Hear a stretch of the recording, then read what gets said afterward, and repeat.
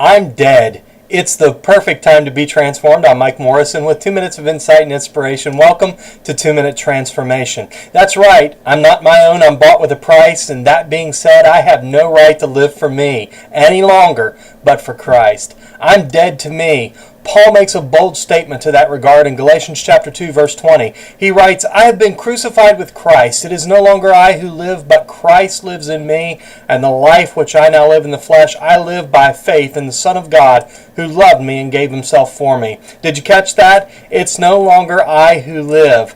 The Contemporary English Version says, I have died, but Christ lives in me. Paul, before he turned his life over to Christ, was a man with a plan. The problem was, it wasn't God's plan. He believed it was, but that's just the thing. It was an encounter with Christ in which he realized that his pursuit was not a pursuit of God, but rather a pursuit of self. And in his pursuit, he was actually pitting himself against God. He was living for self. Hey, anytime you live for self, you stand opposed to God.